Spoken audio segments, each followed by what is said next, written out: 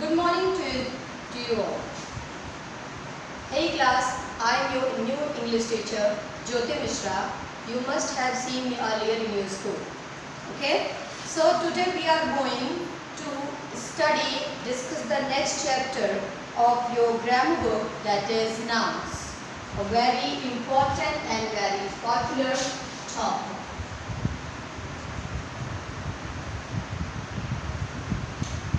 Okay? As you must have studied about nouns, that nouns are the naming words. Like any person's name, any place name, anything name, and it also involves ideas and emotions. You must have heard about it. So today we are going a little more about nouns. How we can use them and how we can use them properly in the sentences. If they will be counted as singular and plural, and in which circumstance or in which situation, condition we use which kind of noun in which form. So we have to decide by this chapter. Okay, and in the last chapter you will be able to understand what kind of number you will use with the noun or naming words. Okay, let's go through a small study of nouns. As you know, the nouns are the name of a person, place, animal, thing or ideas. Now, the kinds of noun. We will go through the kinds of noun.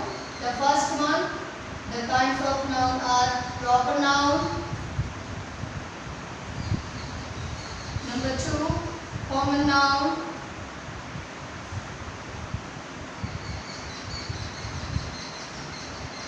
Number 3, collective noun.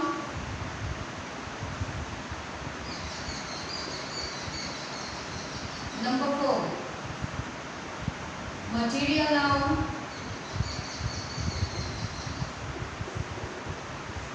Number 5, abstract noun.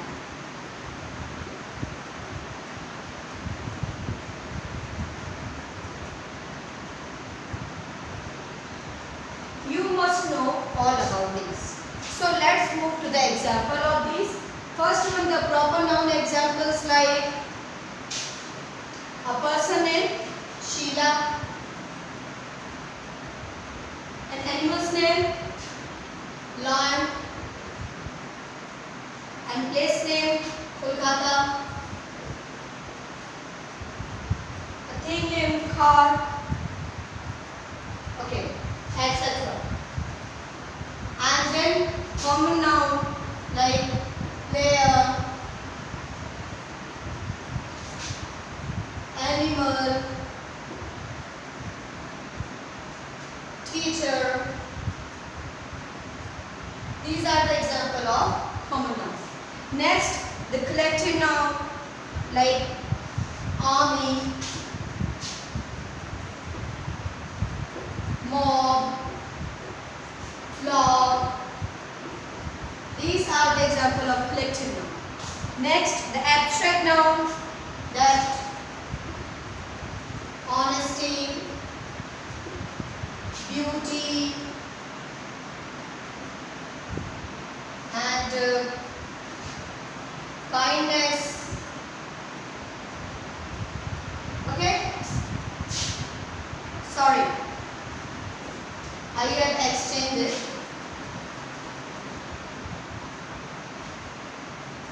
We were talking about, but I am very sorry for this. Material noun, the sugar, wheat, cement. These are the material. Okay. Next, abstract noun, as we have written already. Happiness, honesty, and friendship. Many examples are there. You can write more and more examples according to your own convenience. Okay. So I have put some here.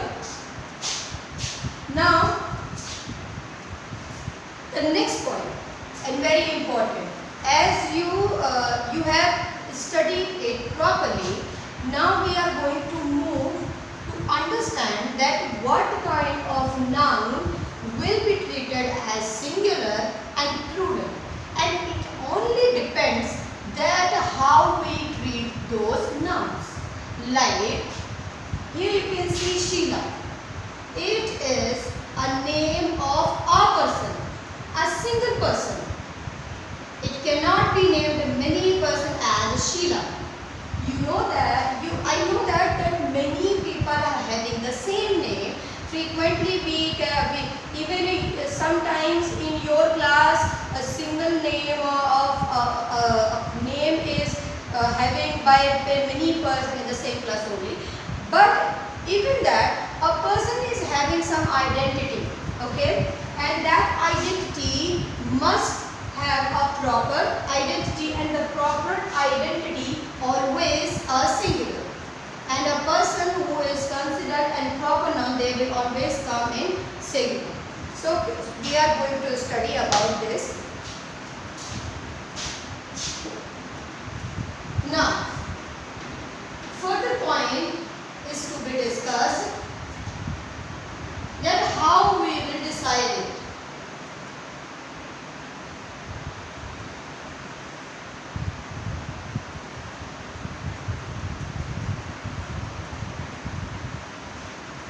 How you will decide the number of the noun.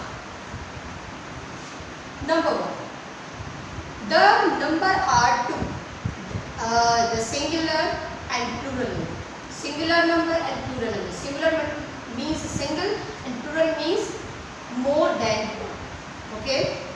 Those who are in the number of one, they will be considered singular. Those who are having more than one, they will be considered plural. But how we will decide? There are some things, there are some nouns, they cannot be counted. Those who are counted, they only can be understood or considered singular or plural. But those who are not even are able to count it, so we cannot put them in singular and plural. In this situation, in this condition, we always consider them as a singular. Like army. Army is not countable. Yeah, I know that if some army personnel has come to your room, you can count them. But as a group, we cannot count them. Let me give you one more example. Like knowledge. Knowledge is an abstract noun. Can you count the knowledge of someone? Yeah, I know that many techniques are there by which we can understand and evaluate the person's knowledge. Knowledge is a quantity of having the intellectual power, but intellectual power cannot be counted. It can be measured in the way its degree, but we cannot measure it in units. So those who are divided in the units, they will be counted. But those who are not having any unit, we cannot then count. So here are some examples, and first those. Now those who are countable and we are able to count them, they will be called countable nouns. First one. And those who are uncountable, were not able to be counted, so they will come in the category of uncountable nouns. Let me give you examples. Countables are those who can be counted, like books,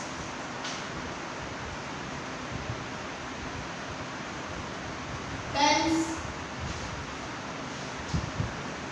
pencils. Okay, uncountable nouns, cannot be counted, like milk, sugar.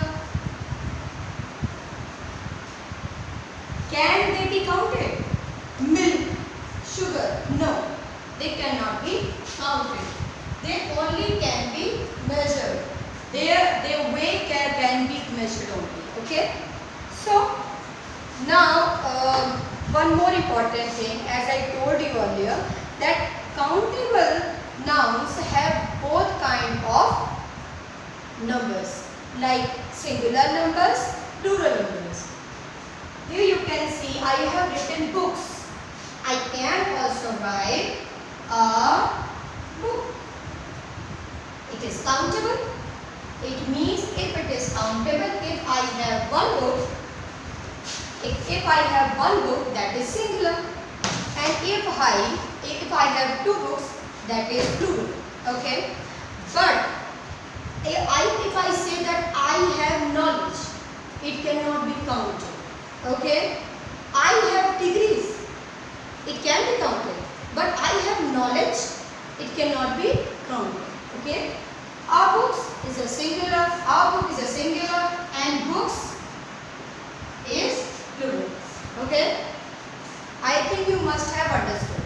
So in this category, book, our book and books both come, and they use singular and plural both. But in uncountable nouns, it is not that. Uncountable nouns always will be treated as singular. Like knowledge, like wisdom, courtesy, milk, sugar, many words are there. They will always be counted as, or they will always be treated as singular. Like kindness is a great quality.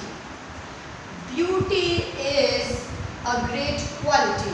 So these are the nouns who have not a feature to be counted. They will come in the category of uncountable noun, and they will be treated as singular number.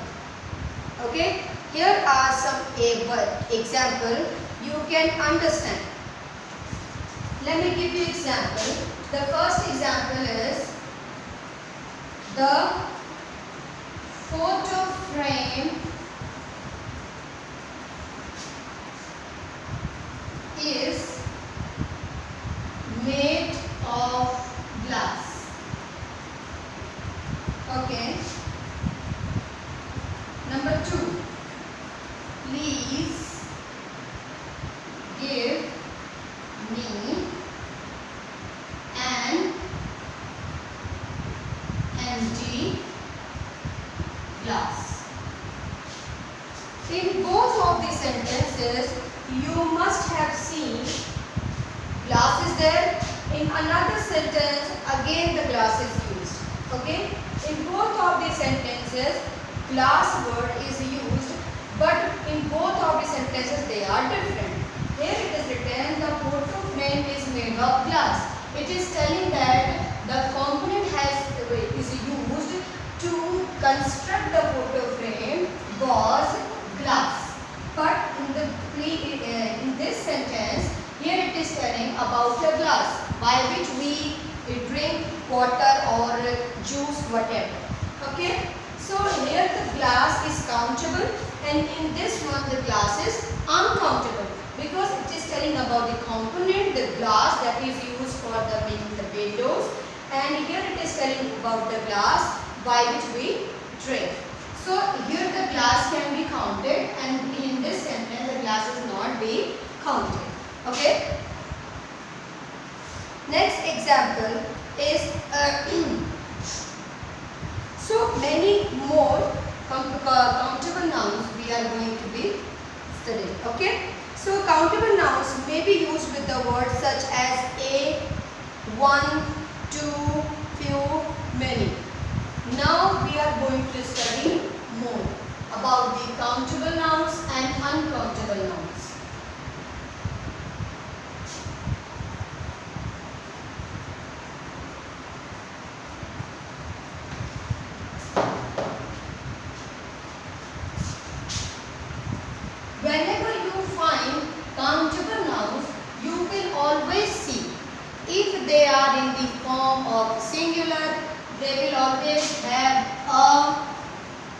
one if they are singular, and if they are plural, they will always have few, some.